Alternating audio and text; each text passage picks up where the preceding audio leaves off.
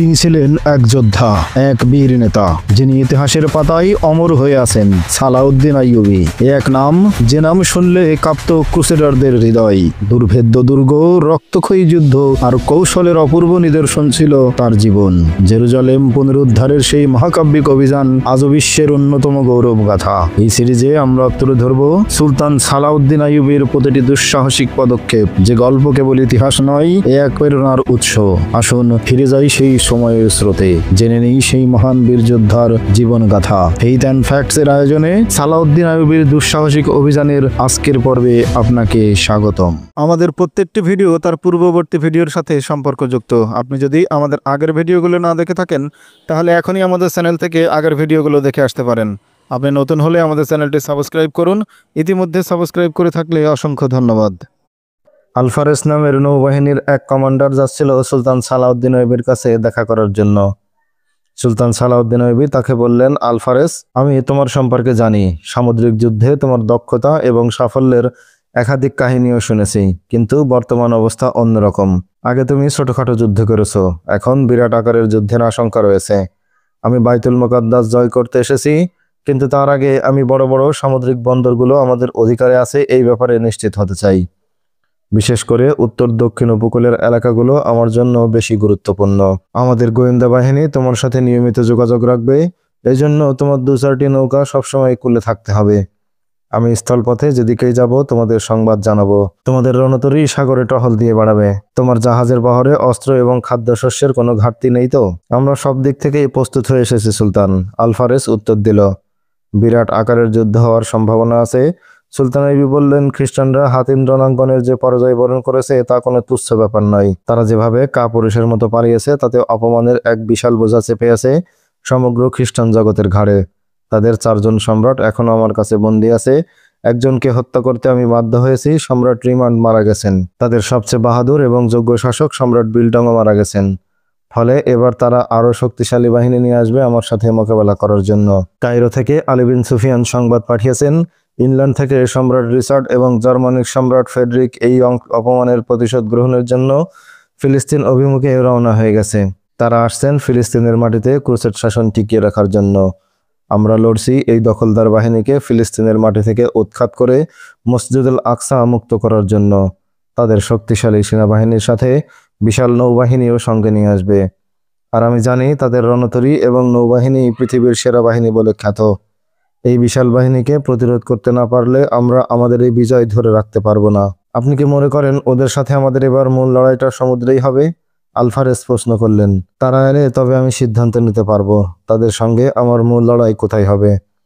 আমি কি স্থলপথে ওদের জন্য অপেক্ষা করব, নাকি সমুদ্র পথেই তাদেরকে বাধা দিয়ে তাদের অগ্রযাত্রা থামিয়ে দিতে পারবো? ইংল্যান্ডের নৌবাহিনী সম্পর্কে শুনেছি তাদের নৌবহর বিরাট এবং শক্তিশালী। মনে হচ্ছে তারা সঙ্গে বারুদ নিয়ে আসবে। বারুদ কামানের নলের মধ্যে ভর্তি করবে, যাতে আগুন দিলে বারুদ নলের মধ্যে দিয়ে উড়ে এসে জাহাজে আগুন ধরিয়ে দেয়। আমাদেরও এমন কামান লাভ করার চেষ্টা করা উচিত। ভেবো না, আমরা নিজেরাই ওরকম কামান তৈরি করে নিতে সক্ষম হবো ইনশাআল্লাহ। তোমরা উপকূলের কাছাকাছি কোনো শত্রু জাহাজকে ভিড়তে দিও না। 6টি জাহাজের যে বহর তোমার কমান্ডে আছে তাতে সংযত রেখে গভীর সাগর পর্যন্ত তুমি টহল দিয়ে বাড়াবে। শত্রু বহরের সন্ধান পেলে তাদের উপর অতর্কিতে চড়াও হবে। সঙ্গে সঙ্গে সেই খবর যেন আমার কাছে পৌঁছে যায় সেদিকে খেয়াল রাখবে। অ্যাডমিরাল আল মহসিনকেও প্রস্তুত অবস্থায় উন্মুক্ত সাগরেই অবস্থান করতে বলবে। সুলতান আইয়ুবী প্রয়োজনীয় নির্দেশ দিয়ে বললেন, যাও, সবসময় হুঁশিয়ার থাকবে এবং বুদ্ধিমত্তা কাজে লাগিয়ে সিদ্ধান্ত নেবে। আর মনে রাখবে, আল্লাহই হচ্ছেন আমাদের প্রকৃত মহাফেজ। তাই সবসময় আল্লাহর সাহায্য কামনা করতে থাকবে। কখনো এমন কিছু করবে না যাতে আল্লাহ নারাজ হতে পারেন। সুলতানের কাছ থেকে বিদায় নিয়ে আলফারেস আর দেরি করল না, সঙ্গে সঙ্গে উপকূলের দিকে রওনা হয়ে গেল। নৌকা নির্দিষ্ট স্থানে তার জন্য অপেক্ষা করছিল। তিনি উপকূলে পৌঁছেই মাল্লাদের বললেন, জাহাজে চলো। নৌকায় কেবল তার মাথায় ঘুরপাক খাচ্ছিল সুলতানের আদেশ এবং নিষেধ পরামর্শগুলো। সুলতানের নির্দেশগুলো যেন তাকে তাড়িয়ে ফিরছিল। তিনি জাহাজে পৌঁছেই অন্য জাহাজের ক্যাপ্টেনদের ডেকে পাঠালেন। তারা এলে তাদের বুঝিয়ে বললেন সুলতানের বর্তমান পরিকল্পনা। তিনি উপস্থিত ক্যাপ্টেনদের কাছে সুলতানের নির্দেশ এবং উপদেশ পৌঁছে দিয়ে বললেন, এবার যার যার জাহাজে ফিরে যাও। কঠিন অবস্থা সামনে, তাই সবাইকে সচেতন এবং সক্রিয় করে তোলো।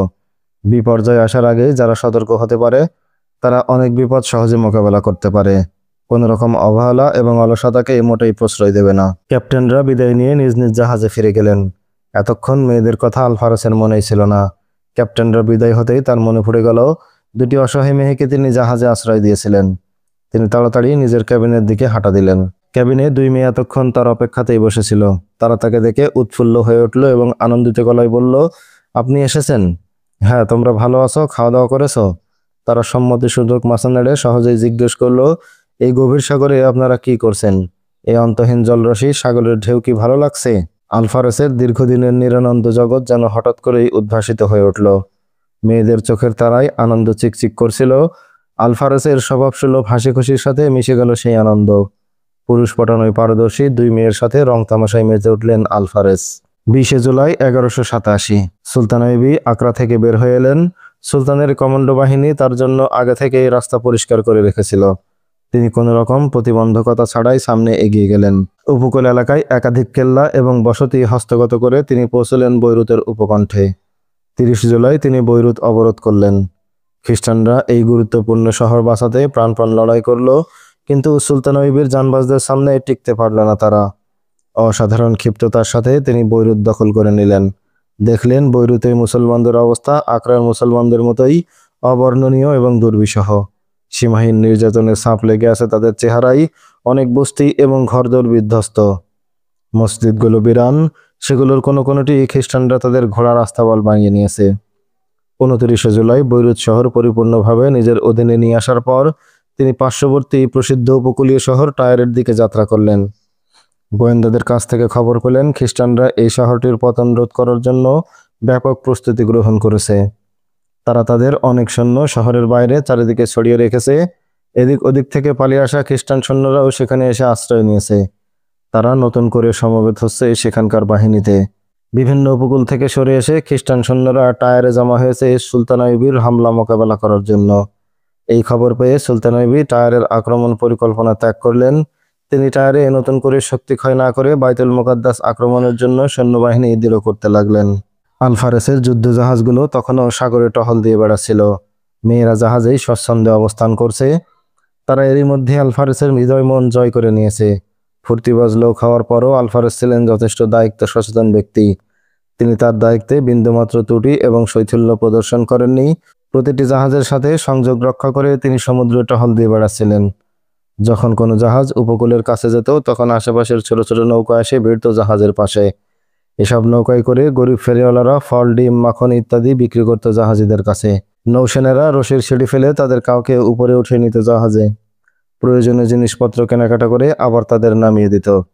এই ফেরিওয়ালাদের মধ্যেই থাকত খ্রিস্টান এবং মুসলিম গোয়েন্দারা। জাহাজের ক্যাপ্টেনরা এটা ওটা কেনার উছিলায় গোয়েন্দাদের কখনো তুলে নিতেন উপরে, খবরাখবর জেনে নিয়ে আবার তাদের নিচে পাঠিয়ে দিতেন। একদিন আলফারেস জাহাজ নিয়ে উপকূলে গেলেন। গোয়েন্দাদের কাছ থেকে সর্বশেষ সংবাদ নেওয়াই ছিল তার উদ্দেশ্য। তিনি ফেরিওয়ালা বেশি মুসলিম গোয়েন্দাকে উপরে তুলে নিলেন। মেয়ে দুজন জাহাজের কার্নিশ ধরে দাঁড়িয়েছিল। ছোট 3-4টি নৌকা এসে ভিড়ল জাহাজের সাথে। নৌকাগুলোতে ফল, ডিম এবং মাখন সহ নানা রকম খাদ্যদ্রব্য। নৌকার ফেরিওয়ালারা জাহাজের লোকদের অনুরোধ করছিল কিছু কেনার জন্য। হাঁকডাক করে বলছিল তাদের কাছে কি কি আছে। এক নৌকায় মধ্যবয়সী এক লোক ছেঁড়া কাপড় পরে নৌকার হাল ধরে বসেছিল। লোকটাকে খুবই নিরীহ এবং গরিব বলে মনে হচ্ছিল। মেয়েরা কার্নিশে দাঁড়িয়ে দেখলো লোকটি তাদের দিকে এগিয়ে আসছে। কাছে এসে লোকটি হাঁক ছাড়ল, কিছু কিনবেন নাকি শাহজাদিরা? আমি খুবই গরিব, দয়া করে আমার কাছ থেকে কিছু কিনুন। মেয়েরা লোকটির দিকে তাকিয়ে কথা শুনছিল। হঠাৎ তাদের মনে হলো লোকটি তাদের দিকে চোখ টিকে কিছু ইঙ্গিত করছে।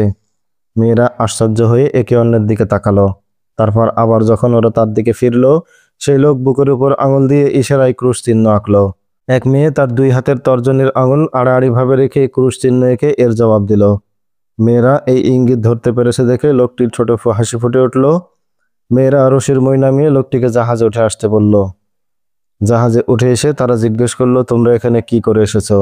মেয়েরা বলল, ঘটনাক্রমে আমরা এখানে এসেছি। সম্রাট রিমান ধরা পড়েছেন, আমাদের অনেকে মারা গেছেন এবং অনেকে পালিয়ে আসতে বাধ্য হয়েছে। আমি এই জাহাজের ক্যাপ্টেনের সাথে জাহাজে উঠেছি এবং জাহাজের ক্যাপ্টেনকে ইতিমধ্যেই আমাদের দলে ফেরানোর চেষ্টা করছি। তিনি আমাদের বিশ্বাস করে সঙ্গে নিয়েছেন এবং আশ্রয় দিয়েছেন।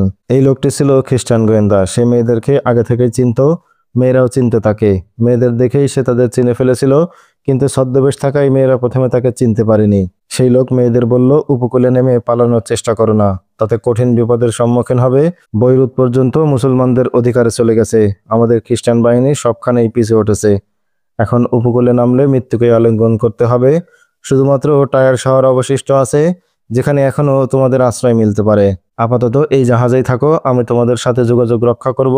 আমাদের জন্য পরিস্থিতি এখন খুবই সংকটজনক। সবখানেই মুসলিম বাহিনী অস্ত্র হাতে ঘুরছে, অতএব যা করার খুব সাবধানে করতে হবে। লোকটি বলল, অনেকক্ষণ হয়ে গেল, এবার আমার কেটে পড়া দরকার। সবসময় দেখা করাও সম্ভব হবে না। ইশারায় সবকিছু বুঝে নিতে চেষ্টা করবে। আমি এই জাহাজগুলোর সাথে ছায়ার মতো লেগে আছি। এই জাহাজগুলো উপকূলে কোথাও না কোথাও নোঙর করবেই। তখন আমি এই বেশেই তোমাদের সাথে দেখা করব। ওদের কিছু সংকেত বুঝিয়ে দিল। মেয়েরা তার ঝুড়ি থেকে কিছু জিনিস কিনে বিদায় করে দিল তাকে। লোকটি রশির সিঁড়ি দিয়ে নেমে গেল তার ছোট্ট ডিঙ্গিতে। 1187 সালের 2রা সেপ্টেম্বর সুলতান আইবি উপকূলীয় শহর আসকালান অবরোধ করলেন। এখানেও খ্রিস্টানরা প্রতিরোধ গড়ে তুলল। সুলতান আইবি মেনজানিক কামাল দিয়ে ভারী পাথর নিক্ষেপ শুরু করলেন শহরের উপর। এই মেনজানিক ব্যবহারের এবার একটি বাড়তি সুবিধা পাচ্ছিলেন সুলতান। এতদিন মেনজানিকগুলো বহন করা ছিল খুবই সমস্যাবহুল। এবার প্রতিটি মেনজানিকের নিচে চাকা লাগানো ছিল, ফলে এখানে ওখানে সরিয়ে সুবিধা মতো তিনি মেনজানিকগুলো ব্যবহার করতে পারছিলেন। রাতে মেনজানিকের ছত্রছায়ায় দেয়াল ভাঙার জন্য বিশেষভাবে তৈরি বাহিনীকে পাঠিয়ে দেওয়া হলো প্রাচীরের কাছে। সারা রাত সুড়ঙ্গ তৈরির বাহিনী প্রাচীর খোদাই করে প্রাচীরের ভেতর বড় রকমের সুড়ঙ্গ তৈরি করে ফেলল। পাশেই এক উঁচু স্থান থেকে শহরের মধ্যে মেনজানিক দিয়ে অব্যাহতভাবে পাথর এবং অগ্নি নিক্ষেপ চলছিল। পরদিন ভোরে দেয়ালে ফাটল দেখে শহরবাসী গেট খুলে দিয়ে আত্মসমর্পণ করল। এই শহরটা 1153 সালের 19 সেপ্টেম্বর ফ্রান্স বাহিনী অধিকার করে নিয়েছিল। পূর্ণ 34 বছর পর শহরটি আবার দখলমুক্ত হলো। আসকালান থেকে বাইতুল মুকাদ্দাসের দূরত্ব মাত্র 40 মাইল। শহরটি ছিল আসকালান থেকে সোজা পূর্ব দিকে। বাইতুল মুকাদ্দাসের নিকটতম শহর হিসেবে কৌশলগত দিক থেকে আসকালান ছিল খুবই গুরুত্বপূর্ণ। সুলতান আইবির বাহিনীর জন্য এই দূরত্ব অতিক্রম করা ছিল মাত্র 2 দিনের ব্যাপার। সুলতান আইবি আসকালানের প্রাচীরের উপর দাঁড়িয়ে পূর্ব দিকে তাকিয়েছিলেন। মরুভূমির বিশাল শূন্যতা অতিক্রম করে তার অন্তর্দৃষ্টি চলে গিয়েছিল জেরুজালেমে। তিনি যেন এখানে দাঁড়িয়েও দেখতে পাচ্ছেন বাইতুল মুকাদ্দাস মসজিদের সুউচ্চ মিনার চূড়া। সুলতান আইবি তার কমান্ডো বাহিনীকে এগিয়ে যাওয়ার হুকুম দিলেন। বললেন, আসকালান থেকে বাইতুল মুকাদ্দাস পর্যন্ত এই 40 মাইল পথকে 4টি ভাগে ভাগ করে নাও। এক এক ভাগের নিয়ন্ত্রণ নাও এক এক গ্রুপ। পথে যেসব সেনা ছাউনি এবং খ্রিস্টানদের ফাঁড়ি পাবে সেগুলো ধ্বংস করে দেবে। তোমাদের অগ্রযাত্রা দেখেছে এমন কাউকে তোমাদের অতিক্রম করে সামনে যেতে দেবে না। সেই লোক বেসামরিক ব্যক্তি হলেও আমাদের মূল বাহিনীর পথ নিষ্কণ্টক রাখা তোমাদের দায়িত্ব। জেরুজালেম পর্যন্ত পথের প্রতিটি মঞ্জিলে আমাদের অগ্রযাত্রার খবর সঙ্গে সঙ্গে জানাবে। আসকালান দখল হওয়ার পর আসকালান থেকে জেরুজালেম পর্যন্ত যত খ্রিস্টান গ্রাম এবং বস্তি ছিল সেখানকার নারী পুরুষ এবং শিশুরা দলে দলে নিরাপদ আশ্রয়ের সন্ধানে ছুটল জেরুজালেমে। আইয়ুবের ভীতি গ্রাস করে নিয়েছিল সমগ্র জনপদ। খ্রিস্টানরা বেশি শঙ্কিত ছিল নিজেদের অপকর্মের কারণে, কারণ এতদিন মুসলমানদের উপর তারা যে নির্মম অত্যাচার করেছে, স্বাভাবিকভাবেই তাদের আশঙ্কা করছিল এবার মুসলমানরা তার প্রতিশোধ নেবে। এই প্রতিশোধের হাত থেকে বাঁচার জন্যই তারা দলে দলে ছুটছিল জেরুজালেম। সুলতান আইবি বিভিন্ন জায়গায় অবস্থানরত তার সমগ্র বাহিনীকে আসকালান ঘাঁটিতে সমবেত হওয়ার আদেশ দিলেন। শুরু হলো বাইতুল মুকাদ্দাস উদ্ধারের চূড়ান্ত আক্রমণ করার প্রস্তুতি। সুলতান আইবির এই বিজয় এবং অগ্রাভিযানের খবর দামেস্ক, বাগদাদ, হলব, মুসেল, কায়রো সহ সমগ্র আরব বিশ্বে ছড়িয়ে পড়েছিল। তারা সংঘর্ষের সংবাদ পেল সুলতান আইবি এখন আসকালানে আছেন। তিনি শীঘ্রই জেরুজালেমে আক্রমণ করবেন। ইতিহাসবিদ কাজী বাহাউদ্দিন সাদ্দাদ লিখেছেন, মনে করা হচ্ছিল ক্রমাগত যুদ্ধের ফলে আইয়ুবের ক্লান্ত সৈন্যরা নির্জীব অবস্থায় এসে আসকালানে পৌঁছাবে। তাদের বাহুগুলো থাকবে অবসাদগ্রস্ত আর চেহারায় থাকবে সাময়িক বিশ্রামের করুণাকতি। কিন্তু সুলতান আইয়ুবের সৈন্যরা যখন আসকালান এসে জমায়েত হতে শুরু করলো, তখন দেখা গেল ক্রমাগত সাফল্যে তাদের চেহারাগুলো বিশ্বাসের দৃঢ়তায় আরো মজবুত হয়েছে। এই সব সৈনিকরা যেখানেই গেছে সেখানেই দেখেছে সাধারণ মুসলমানদের উপর খ্রিস্টানদের বর্বর নির্যাতনের চাক্ষুষ দৃশ্য। ফলে তাদের মনে এর ভয়াবহ ছাপ পড়েছে। এই নির্যাতনের মূল উপড়ে ফেলার জন্য মনে মনে তারা নতুন করে শপথ নিয়েছে। শপথের দৃঢ়তা ঈশানিত হয়েছে তাদের চেহারার রং।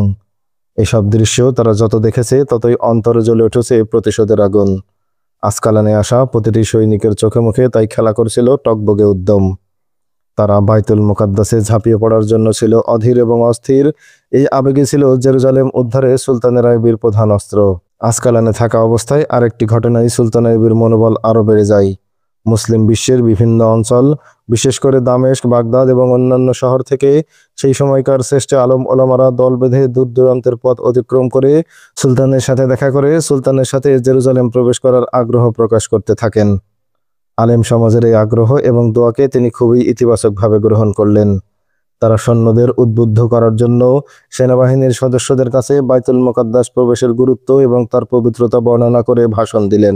বুজুর্গানে দ্বীনের ভাষণ শুনে সেনাবাহিনীর সদস্যদের জজবা এবং আকাঙ্ক্ষার আগুন আরও তীব্রতর হয়ে উঠল। সুলতান আইয়ুবী আলেম সমাজ, সুফি দরবেশ এবং ধর্মীয় নেতৃবৃন্দকে খুবই সম্মান করতেন। তাদের সাথে পেয়ে তিনি দ্বিগুণ উৎসাহ বোধ করলেন।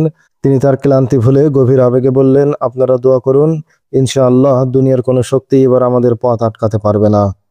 এই সময় আরও একটি বিস্ময়কর ঘটনা ঘটল।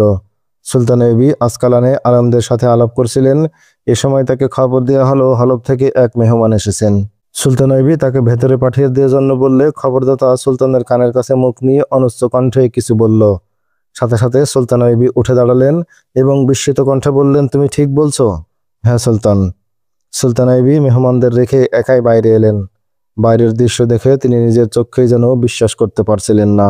এই মেহমান ছিলেন মরহুম নুরুদ্দিন জঙ্গির বিধবা স্ত্রী রাজিয়া খাতুন, যিনি পরবর্তীতে ইয়াজউদ্দিনের বিবি হয়েছিলেন। রাজিয়া খাতুন তখনও অশ্বপৃষ্ঠে বসা। সুলতানকে দেখেই তিনি অশ্বপৃষ্ঠ থেকে লাফিয়ে নামলেন। সুলতানও ছুটে গেলেন তার কাছে। আবেগে অনেকক্ষণ দুজনের কেউ কথা বলতে পারলেন না। কিছুক্ষণ পর তারা সবেমাত্র কুশল বিনিময় শেষ করেছে, একটি উটের কাফেলা এসে তাদের কাছাকাছি থামল।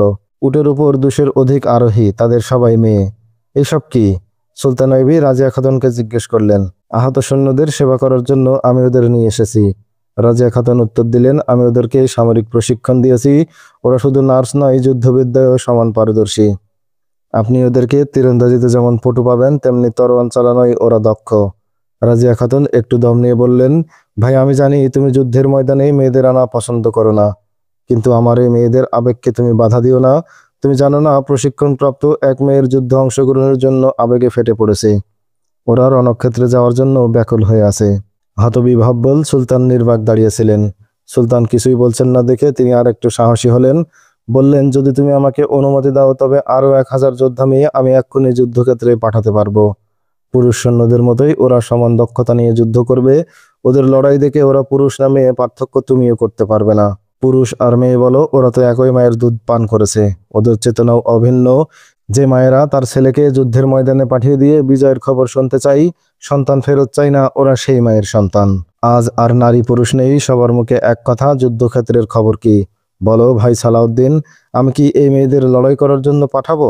আমি এদেরকে আহত সৈন্যদের সেবার জন্য রেখে দেব। সুলতান আইয়ুবী বললেন, তবে আমি কোনো মেয়েকে যুদ্ধের ময়দানে পাঠাবো না। সুলতান রাজিয়া খাতুন আইয়ুবীকে বললেন, এই উটের পিঠে তোমার জন্য এক দামি উপহার নিয়ে এসেছি। এমন দামি উপহার? এটুকু বলেই রাজিয়া খাতুন ঝরঝর করে কেঁদে ফেললেন। সুলতান বিচলিত হয়ে বললেন, কি এনেছেন? কি আছে উটের পিঠে? রাজিয়া খাতুন চোখ মুছে বললেন, হয়তো তোমার মনে আছে, আমার মরহুম স্বামী একটি মিম্বর তৈরি করে রেখেছিলেন। তিনি যখন বাইতুল মুকাদ্দাস শত্রুমুক্ত করবেন তখন তা মসজিদুল আকসায় স্থাপন করবেন। তার ইচ্ছে ছিল এই মিম্বরে দাঁড়িয়ে তিনি সমবেত মুসল্লিদের সামনে খুতবা দেবেন। মিম্বরটি খুবই সুন্দর। এটি এতদিন দামেস্কে রাখা ছিল। আমি সেখান থেকে ওটা তোমার জন্য নিয়ে এসেছি। আমি জানি আল্লাহ তোমাকে অবশ্যই বিজয় দান করবেন। ভাই সালাউদ্দিন, আমার ইচ্ছা এই মিম্বরের উপর দাঁড়িয়ে তুমি মসজিদুল আকসায় খুতবা দাও। আমার নেকমত স্বামীর আশা তুমি পূরণ করো। এই কথা শোনার পর সুলতান আইয়ুবী তার নিজের অশ্রু আর সংবরণ করতে পারলেন না। তিনি ফুপিয়ে ফুপিয়ে কাঁদতে কাঁদতে এই বলে দোয়া করলেন, হে আল্লাহ, তুমি মহিষী নারীর আশা পূরণ করো। সুলতান নুরুদ্দিন জঙ্গির স্বপ্ন পূরণ করো। এই মিম্বর মসজিদুল আকসায় স্থাপন করার তৌফিক দাও আমাকে। শাহজাদির মতো এক তুর্কি কন্যা উটের পিঠ থেকে নেমে এসে তার সামনে দাঁড়ালো। হেসে সুলতান আইয়ুবীকে সালাম দিয়ে বললেন, আমাকে চিনতে পেরেছেন? রাজিয়া খাতুন মেয়ের দিকে তাকিয়ে বললেন, সালাউদ্দিন, এই আমার মেয়ে শাহজাদি শামসুল নেসা। সুলতান আইয়ুবীর চোখ আবারও বাষ্পরুদ্ধ হয়ে উঠল। তিনি বললেন, এই মেয়েকে আমি দেখেছিলাম যখন সে খুব ছোট, একেবারে অবুঝ বালিকা। এই মেয়েই মেয়েদের কমান্ড করবে। রাজিয়া খাতুন বললেন, এখন আমাকে বিদায় দাও, আমাকে জলদি ফিরে যেতে হবে। সেই সম্মানিত আলেম যারা সুলতান আইয়ুবীর নিকটে এসেছিলেন, তারা সবাই দোয়া করছিলেন মুজাহিদদের বিজয়ের জন্য। মাঝে মাঝে সৈন্যদের কাছে গিয়ে তাদের সামনে তুলে ধরছিলেন জিহাদের গুরুত্ব। সৈন্যরা তাদের এই বয়ান শুনে আরো উজ্জীবিত হয়ে উঠছিল। তারা আসকালানের বিভিন্ন সামরিক ক্যাম্পে গিয়ে বক্তৃতা করতেন, বলতেন, হে আল্লাহর সিপাহীগণ, কাফেররা তোমাদের প্রথম কেবলা 90 বছর ধরে অধিকার করে রেখেছে। আল্লাহ সেই মসজিদ দুশমনের কবল থেকে মুক্ত করার জন্য তোমাদের বাছাই করেছেন। ভেবে দেখো এটা তোমাদের জন্য কত বড় সৌভাগ্য। কোরআনের নির্দেশ যদি তোমরা পড়ে থাকো, তবে মসজিদুল আকসা কাফেরদের কবল থেকে মুক্ত না করে তোমাদের বিশ্রাম নেওয়ার কোনো সুযোগ নেই। এই সেই মসজিদুল আকসা যেখান থেকে আমাদের প্রিয় নবী সাল্লাল্লাহু আলাইহি সাল্লাম মেরাজে গিয়েছিলেন। এখন সেই মসজিদে কাফেররা গির্জায় পরিণত করেছে। রাসূলুল্লাহ সাল্লাল্লাহু আলাইহি সাল্লামের পবিত্র আত্মা আমাদের উপর অভিশাপ দিচ্ছে। এমন অবস্থায় আমাদের পানাহার, বিশ্রাম, এমনকি বিবির সংস্পর্শও নিষেধ হওয়া উচিত ছিল। কিন্তু আমরা 90 বছর শুধু ঘুমিয়েই কাটিয়েছি। আমরা দায়িত্বের কথা ভুলে ভোগবিলাসের সময় নষ্ট করেছি। হে আল্লাহর সৈনিকরা, আমাদের শাসক শ্রেণী ইহুদি এবং খ্রিস্টানদের পাতানো জালে আটকে নিজেদের গৃহযুদ্ধের মধ্যে বন্দী করে নিজেরাই ধ্বংস হয়েছে।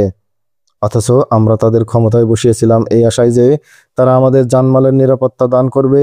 আমরা ভেবেছিলাম তারা আমাদের স্বাধীনতা অক্ষুণ্ণ রাখবে এবং আমাদের কাছ থেকে ছিনিয়ে নেওয়া ভূমি পুনরুদ্ধার করবে। তারা আমাদের প্রথম কেবলা পবিত্র মসজিদ বাইতুল মুকাদ্দাস মুক্ত করবে। মুজাহিদ ভাইরা, যেখানে আমাদের প্রিয় নবীর পবিত্র পদচিহ্ন পড়েছিল, সেই মসজিদ তার কপালে সিজদায় লুটিয়ে পড়েছিল, যেখানে নাপাক পা দিয়ে হেঁটে বেড়াচ্ছে ইহুদি এবং খ্রিস্টানরা। হজরত ইব্রাহিম আলাইহিস সালাম, হজরত সুলাইমান আলাইহিস সালাম, হজরত উমর রাদিয়াল্লাহু তাআলা আনহু, এমন কত শত নবী সাহাবীর সুপবিত্র সংস্পর্শে যেই মাটি ধন্য হয়েছিল, সেখানে এখন বিচরণ করছে কাফের নাসারারা। দীর্ঘ 90 বছর ধরে সেখানে সিজদা দেওয়ার সুযোগ বঞ্চিত মুসলমানরা। এর কারণ আর কিছুই নয়, কারণ আমরা নিজেরা। আমরা ছিলাম গাফেল, আমরা ছিলাম চেতনাহীন। তাই আমাদের উপর দিয়ে বয়ে গেছে রক্তের বন্যা। আমরা ইজ্জত দিয়েছি, ক্ষতবিক্ষত হয়েছি। এই কঠিন অভিশাপ থেকে বাঁচতে হলে কঠিন শপথ নিয়ে এই ময়দানে ঝাঁপিয়ে পড়তে হবে তোমাদের। হে রাসূল প্রেমিকরা, হে আমার মুজাহিদ ভাইরা, আল্লাহ তোমাদের এমন সুযোগ দান করেছেন যে সুযোগ বিগত 90 বছর এই জাতির সন্তানরা পায়নি। তাই বলছি, হিম্মতে বুক বাঁধো, বাইতুল মুকাদ্দাস মুক্ত করার জন্য ঝাঁপিয়ে পড়ো দুর্বার বেগে। ইনশাআল্লাহ ব্যর্থতা এবার তোমাদেরকে স্পর্শও করতে পারবে না।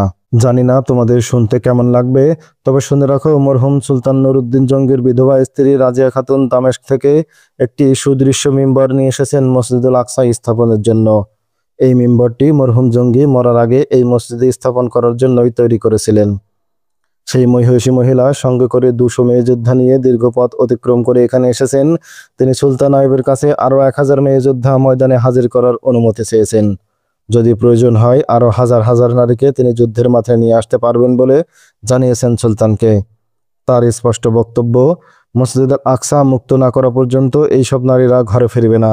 তারা সুলতান আইবিকে বলেছে, যে মায়ের দুধ পান করে আপনার সৈন্যরা ময়দানে এসেছে, সেই একই মায়ের দুধ পান করেছি আমরাও। বহু যুদ্ধ করে হয়তো পুরুষদের বাহুগুলো শিথিল হয়ে যেতে পারে। আপনি আমাদের সুযোগ দিয়ে দেখুন, আমাদের একটি বাহু শিথিল পাবেন না। এই নারী বাহিনীর নেতৃত্ব দিচ্ছে সুলতান নুরউদ্দিন জঙ্গির আদরের কন্যা শামসুন্নেসা। আমি তোমাদের কাছে জানতে চাই, তারা যে বলেছে যুদ্ধ করে তোমরা ক্লান্ত হয়ে পড়েছো, এটা ঠিক, নাকি এখনো লড়াই করার হিম্মত রাখো তোমরা? তোমরা কি শাহজাদি শামসুন্নেসাকে ময়দানে পাঠিয়ে বিশ্রাম নিতে চাও, নাকি বাইতুল মুকাদ্দাস মুক্ত করে সেই মসজিদে শুকরানা নামাজ পড়ার জন্য আমন্ত্রণ জানাতে চাও শামসুন্নেসাকে? এরপর আর বক্তব্য রাখার সুযোগ পেতেন না সম্মানিত আলেমবৃন্দ। হাজারো যোদ্ধার গগনবিদারী তাকবীর ধ্বনির আড়ালে হারিয়ে যেত তাদের তাতানো কণ্ঠগুলো। সুলতান আইবি তার বাহিনী একত্রিত করে তাদের সুশৃঙ্খল বিভিন্ন দলে বিভক্ত করে দিচ্ছিলেন। গোয়েন্দাদের রিপোর্ট অনুসারে নতুন করে সাজাচ্ছিলেন সেনাবাহিনী। এভাবেই বাইতুল মুকাদ্দাস আক্রমণ এবং অবরোধের প্ল্যান চূড়ান্ত করছিলেন তিনি। এদিকে আলফারেসের জাহাজে অবস্থান নেওয়া 2টি মেয়ে তারা চেষ্টা করছিল আলফারেসের চরিত্র নষ্ট করে তার কাছ থেকে সমস্ত তথ্য জেনে নেওয়ার জন্য। কিন্তু আলফারেস ছিলেন একজন চরিত্রবান এবং দায়িত্বশীল কমান্ডার। তিনি তাদেরকে ততটা প্রশ্রয় না দিলেও তাদেরকে সন্দেহের চোখে দেখছিলেন। একদিন তিনি বলেই ফেললেন যে, তোমাদের আচরণ কিন্তু যাযাবর মেয়েদের মতো নয়। তোমরা নিয়মকানুন অনেক কিছুই জানো। আসলে তোমরা কে? মেয়ে দুজন তখন চালাকি করে তাকে বলে, আমরা আগে রাজবাড়িতে কাজ করতাম, যার কারণে আমরা রাজা বাদশাদের সাথে কি ধরনের আচরণ করতে হয় সেগুলো শিখিয়ে নিয়েছিলাম। মেয়ে দুজন আলফারেসকে চেষ্টা করলো তাদের জালে বন্দি করার জন্য, কিন্তু আলফারেস ছিল সচেতন এবং তিনি সরল মনে মেয়ে দুটোকে জাহাজে আশ্রয় দিয়েছিলেন। তাই তিনি তাদের ফাঁদে পা দিলেন না।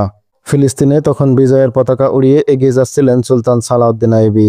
একের পর এক শহর এবং কেল্লা দখল করে বিদ্যুৎ গতিতে এগিয়ে যাচ্ছিলেন তিনি। উপকূলের অধিকাংশ এলাকা দখল করে এসে আসকালান শহরে অবস্থান নিলেন। তারপর এখানে বসে বাইতুল মুকাদ্দাস অধিকার করার চূড়ান্ত পরিকল্পনা করতে লাগলেন। সমুদ্রপথে খ্রিস্টানদের রসদ সম্ভার, সাহায্য এবং খাদ্যশস্য আসার পথ আগলে বসেছিলেন আলফারেজ। সাগর পথে ক্রুসের যোদ্ধাদের জন্য যে কোনো সাহায্য আসতে না পারে, এজন্য তিনি তার বহরকে সদাজাগ্রত এবং প্রস্তুত অবস্থায় রেখেছিলেন। এই দায়িত্ব পালন করতে গিয়ে তিনি দিনের আরাম এবং রাতের ঘুমকে হারাম করে দিয়েছিলেন। খ্রিস্টান গোয়েন্দাদের সেই দুই মেয়া ভেতরে ভেতরে গভীর উৎকণ্ঠা নিয়ে দেখছিল আলফারেসের তৎপরতা। তারা সুযোগের সন্ধানে ছিল।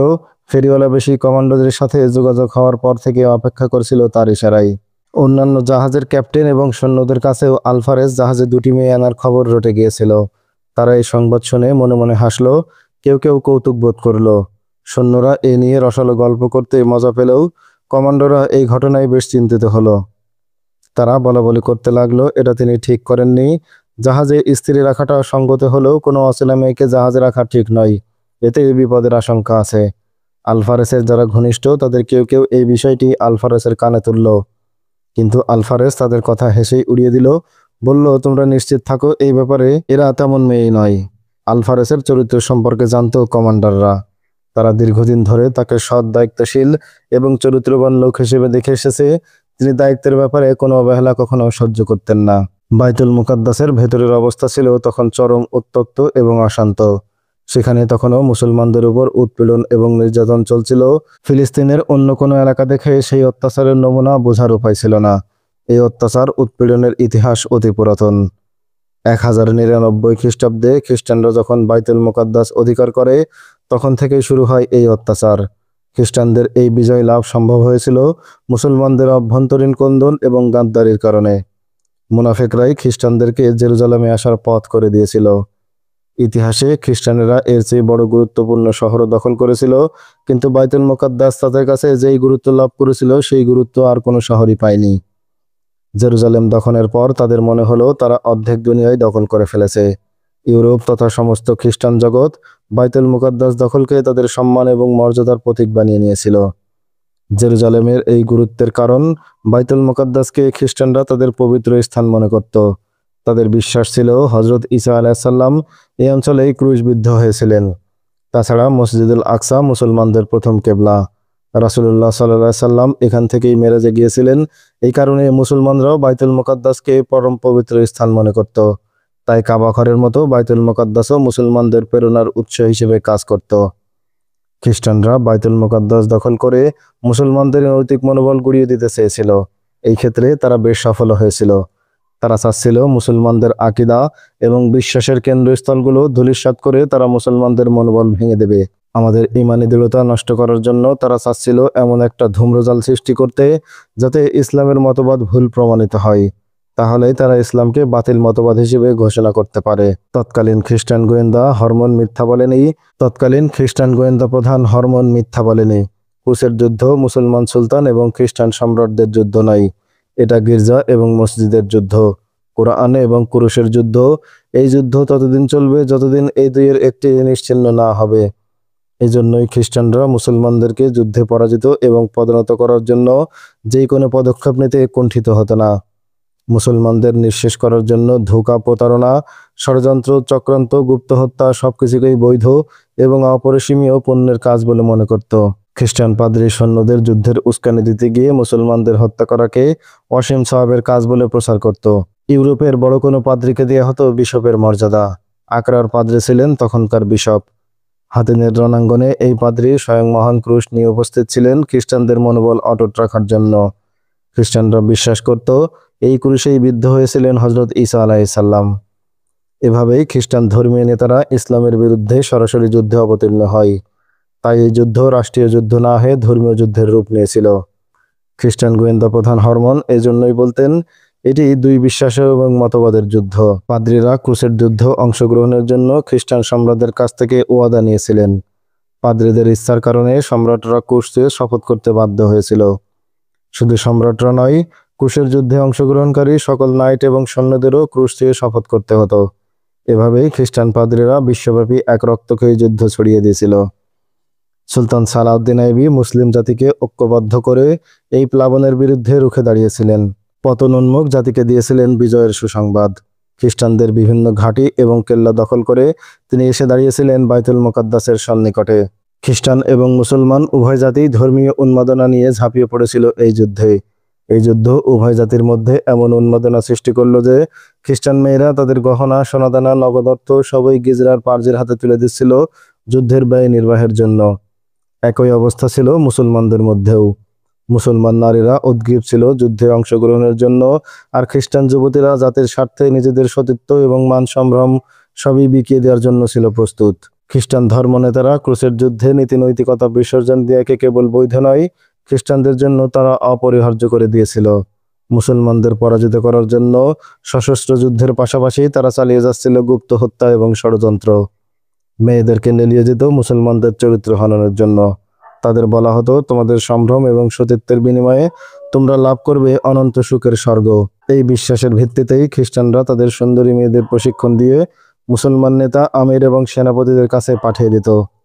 তারা মুসলমান আমির এবং শাসকদের অন্দরমহলে প্রবেশ করে সেখানে ধ্বংসের যে বীজ বপন করত, সেই বীজ মুসলমানদের ঘরে ঘরে তৈরি করত গাদ্দার। এই ছলনার জালে জড়িয়ে মুসলমানরা নিজেদের মধ্যে সংঘর্ষে লিপ্ত হতো। খ্রিস্টান নারীদের খপ্পরে পড়ে ভুলে যেত নিজেদের বিশ্বাস এবং আকিদার কথা।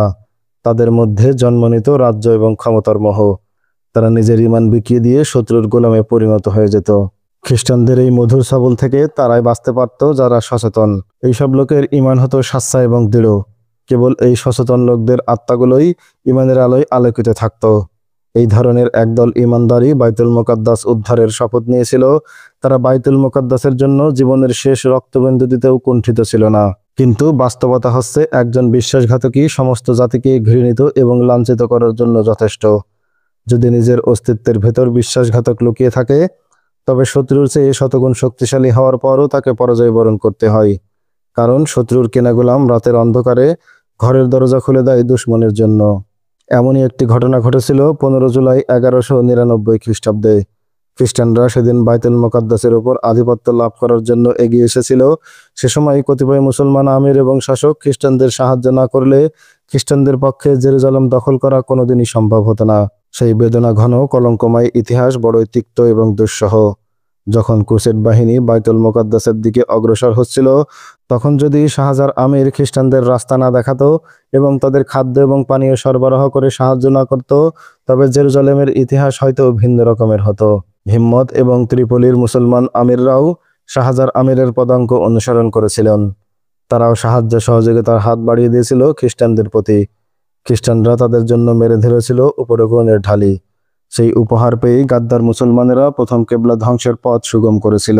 ক্রুসেড বাহিনীর অগ্রাভিযানের পথে ছোট ছোট যেসব মুসলিম রাষ্ট্র পড়েছিল, তারা তাদের নিরাপত্তার দোহাই দিয়ে খ্রিস্টানদের জন্য উন্মুক্ত করে দিয়েছিল তাদের এগিয়ে চলার পথ।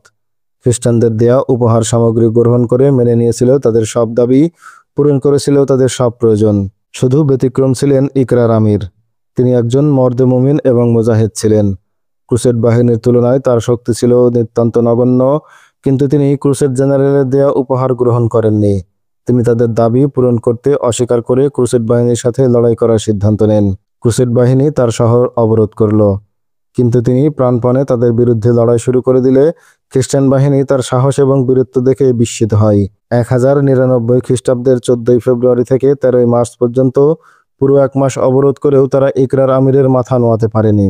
অবশেষে ক্রুসেড বাহিনী বহু জানমালের ক্ষতি স্বীকার করে ইরকার অবরোধ উঠিয়ে নিতে বাধ্য হন। ইরকার আমির খ্রিস্টানদের তার ভূমি ব্যবহার করতে না দেওয়ায় খ্রিস্টানরা রাস্তা পরিবর্তন করে ঘুরপথে বাইতুল মুকাদ্দাসে অভিযান চালাতে বাধ্য হয়েছিল বলেই তাদের টার্গেটকৃত নির্ধারিত সময়ে তারা জেরুজালেম যেতে পারেনি। নির্বোধ মুসলমান আমিররা যদি সেদিন ইরকার আমিরের মতো খ্রিস্টানদের সামনে বাধার প্রাচীর তুলে দিত, তবে একের পর এক বাধা মারিয়ে অগণিত জানমালের ক্ষতি স্বীকার করে ক্রুসেড বাহিনীর পক্ষে বাইতুল মুকাদ্দাসের দ্বার প্রান্তে পৌঁছা কিছুতেই সম্ভব হতো না। এভাবে বাইতুল মুকাদ্দাস পৌঁছতে গেলে কম করেও তাদের 2-2.5 বছর সময় লেগে যেত। ততদিনে বাইতুল মুকাদ্দাস জয় করার মনোবল এবং স্বপ্নসাদ নিঃশেষ হয়ে যেত ক্রুসেড বাহিনীর। ইতিহাস কোনোদিনই সেই সব শাসককে ক্ষমা করবে না যারা ক্রুসেড বাহিনীকে বাইতুল মুকাদ্দাস পর্যন্ত পথ দেখিয়েছিল, যারা তাদের অর্থ এবং খাদ্য সাহায্য দিয়ে তাদের মনোবল অটুট রেখেছিল। কতিপয় মুসলিম আমিরের গাদ্দারের শাস্তি ভোগ করতে হলো সমগ্র জাতিকে। প্রায় 1.25 শতাব্দী ধরে মুসলমানদের উপর চেপে রইল পরাধীনতার কঠিন শৃঙ্খল। এই অভিশাপ থেকে জাতিকে বাঁচানোর জন্য কঠিন সংকল্প নিয়েই ছুটে এসেছেন সুলতান আইয়ুবী।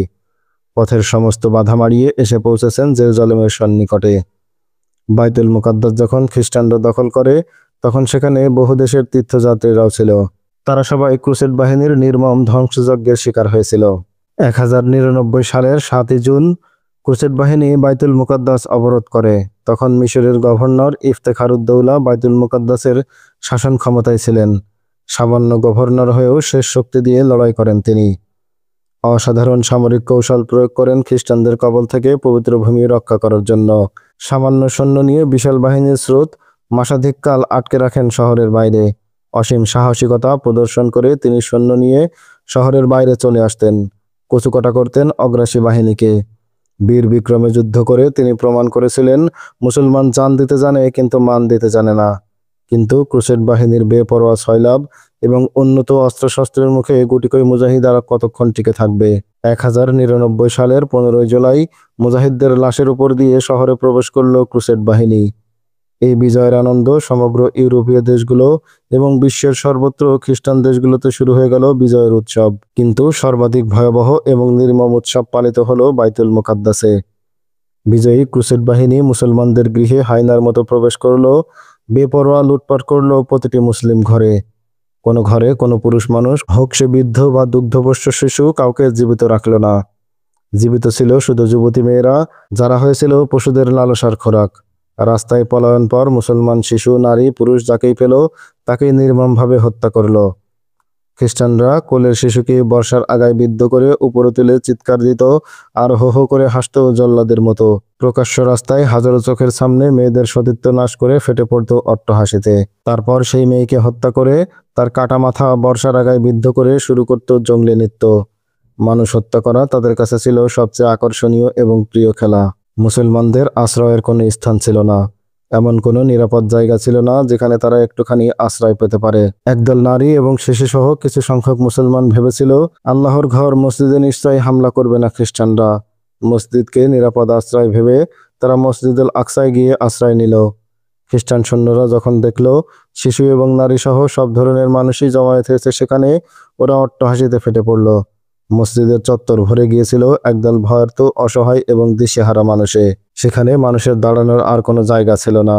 যারা মসজিদুল আকসার চত্বরে জায়গা পায়নি, তারা ছুটল বাবে দাউদ এবং অন্যান্য মসজিদে। এভাবে জেরুজালেমের প্রতিটি মসজিদে আশ্রয় নিল হাজার হাজার মুসলমান। যারা মসজিদুল আকসায় ঠাঁই পেয়েছিল তাদের মনে বেঁচে যাওয়ার একটা আশা এই জন্যই বাসা বেঁধেছিল যে এই মসজিদকে সকল ধর্মের লোকই পবিত্র স্থান মনে করে। এমতো অবস্থায় এই ঘরে নরহত্যার দুঃসাহস করবে না কোনো হামলাকারী। ইউরোপের ঐতিহাসিকরা লিখেছেন, জেরুজালেম দখলের সময় ভীত সন্ত্রস্ত মুসলমানরা বিভিন্ন মসজিদ এবং উপাসনালয়ে আশ্রয় নিয়েছিল। এই শরণার্থী এবং আশ্রয় প্রার্থীদের সংখ্যা ছিল 70,000-এর অধিক। খ্রিস্টানরা মসজিদুল আকসাকে তাদের ইবাদতখানা এবং পবিত্র স্থান মনে করত, কিন্তু বিজয়ের উল্লাসে মাতোয়ারা খ্রিস্টানদের তখন মনে স্বাভাবিক বিচার বুদ্ধি লোপ পেয়েছিল। তারা তখন হয়ে উঠেছিল পশুর অধিক পশু। তারা মনে করল পবিত্র ঘরে শত্রু নিধন করতে পারলে অধিক পুণ্য লাভ করা যাবে। তাই তারা কোনো দিকে ভ্রুক্ষেপ না করে হিংস্র দস্যুর মতো ঝাঁপিয়ে পড়ল বাইতুল মুকাদ্দাসে আশ্রয় প্রার্থী হাজার হাজার নিরীহ মুসলমানের উপর। একটি বাচ্চা শিশু তাদের এই বর্বরতার হাত থেকে রক্ষা পেল না। মসজিদুল আকসা, বাবে দাউদ এবং শহরের অন্যান্য মসজিদগুলো লাশে ঠাসাঠাসি হয়ে গেল। মসজিদ থেকে রক্ত প্রবাহিত হয়ে এসে গড়িয়ে পড়তে লাগলো রাস্তায়। ঐতিহাসিকগণ লিখেছেন, রাস্তায় এত রক্ত জমা হলো যে খ্রিস্টান অশ্বারোহীদের ঘোড়ার পাগুলো সেই রক্তে ডুবে যেত। মসজিদের ভেতর থেকে মুসলিম মেয়েদের জোরপূর্বক টেনে বের করে এনে তাদের উলঙ্গ করে হাঁকিয়ে নেওয়া হতো। যেখানে সেখানে তখন ঘটত তাদের সম্ভ্রম এবং সতীত্ব হরণের ঘটনা। নির্যাতিত মেয়েরা অজ্ঞান হয়ে গেলে তাদের মাথায় পানি ঢেলে জ্ঞান ফিরিয়ে আনা হতো। তারপর আবার চলত তাদের উপর পাশবিক নিপীড়ন। পুরুষদের হত্যা করে ফেলাই শহরের শ্রমিক সংকট দেখা দিল। তখন এই মেয়েদের উপর চাপিয়ে দিল অমানসিক কঠোর পরিশ্রমের কাজ। এই সব মেয়েদের দিয়ে তারা পরিশ্রমের কাজ করিয়ে নিলেও সেই অনুপাতে খাবার দিত খুবই কম। এই মেয়েদের তারা লাগালো মসজিদ ভাঙার কাজে। যে মেয়ে কাজ করতে অক্ষম হয়ে পড়তো তাকে নির্দয়ভাবে প্রহার করত। যখন বুঝতো এই মেয়েকে দিয়ে আর কোনো কাজ করানো যাবে না, তখন তাকে জবাই করে তার গোশত তুলে দিত বাবুর্চির হাতে। বাবুর্চি গরু ছাগলের গোশতের মতোই সেই গোশত রান্না করে খ্রিস্টান অফিসার এবং সৈন্যদের খেতে দিত। মানুষের গোশত খাওয়ার এই রেওয়াজ প্রথমে জেরুজালেমে চালু হয়। এক হিংস্র খ্রিস্টান যুদ্ধবন্দী এক মুসলমানকে জবাই করে তার শরীরের গোশত বাবুর্চির হাতে দিয়ে বলল, রান্না করে দাও, আজ এই দিয়েই ভোজ করব। রান্নার পর সেই গোশত খেয়ে সে তৃপ্তির ঢেকুর তুলে সঙ্গীদের বলল, খেয়ে দেখো কেমন স্বাদ। তারপর থেকেই সেখানে মুসলমানদের মাংস খাওয়ার প্রথা চালু হয়ে গেল। যখনই কোনো উৎসব এবং ভোজসভার আয়োজন হতো, তখন ওই মোটাতাজা মুসলমান ধরে জবাই করে তার মাংস রান্না করে খাওয়া হতো। ইউরোপের খ্রিস্টান ঐতিহাসিকরাও মানুষ খাওয়ার এই অমানবিক প্রথার কথা তাদের লেখায় উল্লেখ করেছেন। মুসলিম শূন্য মসজিদগুলোকে তারা বিভিন্নভাবে ব্যবহার করতে শুরু করলো। অপূর্ব কারুকাজখচিত কিছু মসজিদ তারা ভেঙে গুড়িয়ে দিল, কিছু মসজিদকে বানিয়ে নিল পতিতালয়, কিছু মসজিদকে বানালো খ্রিস্টান সৈনিকদের ঘোড়ার আস্তাবল। মসজিদ আল আকসায় পৃথিবীর বিভিন্ন দেশের সুলতান এবং সরকার প্রধান এবং অভিজাত দর্শনার্থীরা সোনার উপর ঝাড়বাতি এবং সৌন্দর্যবর্ধক নানা জিনিস দান করেছিল। খ্রিস্টানরা সেই সব মূল্যবান উপহার সবই লুট করে নিল।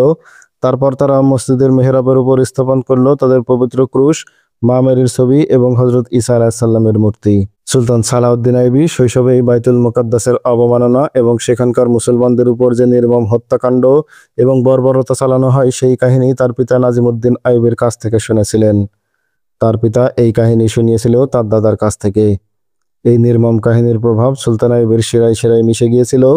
শৈশবেই তিনি প্রতিজ্ঞা করেছিলেন সময় হলে তিনি বাইতুল মুকাদ্দাস মুক্ত করবেন।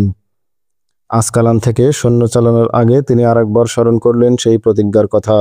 ভাবলেন আজ আর স্বপ্ন নয়, জীবনের শ্রেষ্ঠ স্বপ্ন পূরণের দ্বার প্রান্তে তিনি এসে পৌঁছেছেন। আর মাত্র 40 মাইল দূরে তার স্বপ্নের শহর জেরুজালেম, যেই শহরে আছে রসুলের স্মৃতি বিজড়িত মসজিদ বাইতুল মুকাদ্দাস। সেই মসজিদুল আকসায় দুরাকাত নফল নামাজ পড়ার জন্য তিনি ব্যস্ত হয়ে উঠলেন। সুলতান আইবি কখন পৌঁছাবেন তার সেই কাঙ্ক্ষিত মঞ্জিলে, কখন পৌঁছাবেন তিনি বাইতুল মুকাদ্দাস, কখন মুক্ত করবেন মুসলমানদের, জানতে হলে অপেক্ষা করুন আমাদের পরবর্তী ভিডিওর। সেই পর্যন্ত সকলে ভালো থাকবেন, দেখা হবে নতুন ভিডিওতে। আল্লাহ হাফেজ, আসসালামু আলাইকুম আ রহমতুল্লাহ।